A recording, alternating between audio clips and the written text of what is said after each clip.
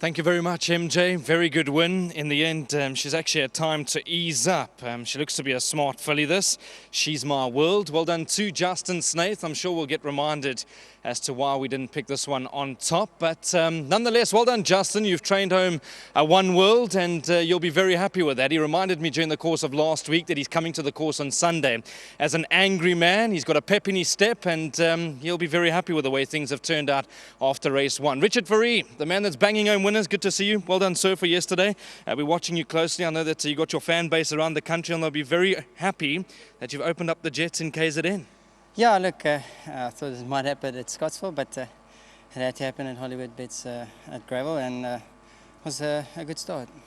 Take us through the race. I know that they were supremely confident. The comments coming through from the Snaith team that she would take a power of beating. Yeah, look, I spoke to Mr. Bloomberg, I think it was Friday, and he says his best runner he feels he's got a couple of live runners for the weekend. How many instructions did he give you? He doesn't give instructions. It's more a demand, you know.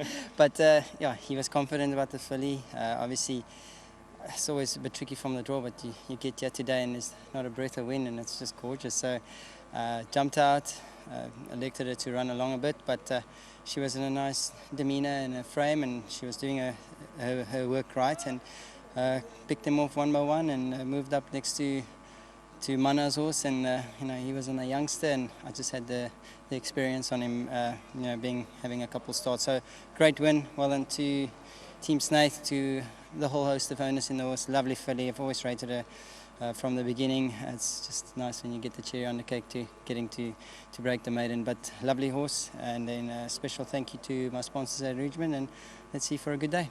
Richie, I want to quickly pick your brain. I'm not going to keep you too long. Claire de Lune, she's at 7 to 10 in the market. So is she the one to beat there? Well, it's a soft field. I always think she's probably better off in the 5s. I know it's a 6, but she's a live runner. Snaith Racing is hot on form, and you can never leave him out. And then for Uncle Des, Jetta 1 ran a cracker last time. I think the stable companion is the horse to beat at 20 to 1. They put blinkers on. Moments of truth, is that the one? Exactly, yeah. So I think that's the roughie for the day, but must respect our runner as well. And then the filly, unknown quantity, taking on the boys. Match that. I'm sure you'd all watched her first run. I know her very well. I was on leave when she had a debut run, and she always showed stuff at home. But it's a hard field. Obviously, the biggest danger would be Brett Crawford's colt, that grey horse. He's Point North or North Point. He looks like he's just a mature horse and does everything right, but I would not leave this filly out. He's a bomber. And then beware the bomb. I see there's been a lot of late support, 19 to 10 and current favourite. Now look, I don't know anything about the betting, but I know the filly. Her form lines are strong. Let's hope she can do it for the boys. Two more I want to ask you about. Champagne Mac. Competitive field, isn't it, Rich? Yeah, very competitive, open, that sort of division. It's probably the toughest races to try and back a winner, but you can just, you know, leave him in there for the quartets or something. Might get lucky. And the last one, the US Survey. I think that's the right race for him.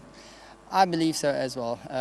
You know, he's drawn in the middle of the field, and he'll have a lot of company around him, and he can turn it on quite well. So yeah, I think I was also on leave when he ran, and I said to Craig, he's the kind of horse that you want to expose late, and I think I might have cost him the race that day.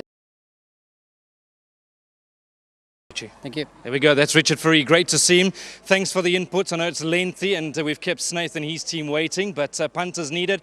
Well done to you, Justin, and well done to all the connections involved. Thank you very much, Brandon. Thank you for all the insight you've gotten from Richard. Absolutely brilliant. And now Justin's under time pressure. Well done. Well done, Justin. Yeah, I mean, Kevin Lorena finishes a fight quicker than Brandon Bailey does an interview. Smooth. That was a good chirp. Well done. I'm only getting warmed up. Justin, obviously yesterday in KZN was a brilliant day for you and your connections. You're happy with that? Yeah, look, very much so in the Guineas. We had they're very good horses, so it's been near impossible training in Durban with the rain that we've had there. I mean, there's been 1,000 mils of rain, as we would know here in Cape Town, the weather. But one thing's always good here is that everyone is willing to help, and you know, you get the gallops when you need. Whereas in Natal, it's been a 20-year fight. So I'm just very glad that we managed to get those horses in the Guineas. They galloped prior to the race, but certainly watch a horse like Great Plains. He had no grass in Natal before his last run here in the Cape. So there was good and bad, and we certainly take the good though. It very tough to beat Sean Tarry in the Raiders, and a very good start to our season. And also a good setup. I saw some other horses that were needing runs badly, and I think to punters, just keep an eye on them. I'm looking forward to that. And this filly, a good start to the day. You've got a interesting bunch of owners to keep happy, so you've done that. They're all smiling. Yeah, I think very much Mark and Betty Jones. They're out here in Cape Town, and it's they're certainly their first winner with me. It's fantastic. We're very fortunate where we are in South Africa here in Cape Town with all the swallows coming over and enjoying our summers. So it's very nice that they've stuck a little bit longer to watch their filly run. So really well done to them. Etienne and Cameron, really well done. And Zach. Well, no, Etienne's busy mowing his lawn at his council house in the UK. Not quite like South Africa where you have somebody doing it for you. So as soon as he's finished mowing the lawn, he'll watch the race. Robert Bloomberg, don't know how, but he snuck himself back into my yard. Great to have a winner for him. And Jonathan Bloch, who led in a beautiful horse there. She's lovely. And the Warners that couldn't be here, unfortunately, they had to fly back to the UK. But this is a filly that just had no luck, and today was a day that it's going to take a very, very good two-year-old to beat her, and there was a lot of confidence into this race. Justin, the rest of your day, any of your runners that are standouts? We'll obviously mention your comments throughout, but any ones that you can mention to the punters? Look, our comments are there. We send out to the presenters in the morning so that they've got an idea how we feel about our horses on the day. So you guys have all got that. It's going to be, there's a meeting next Friday where I think in the future we're going to be very much alive.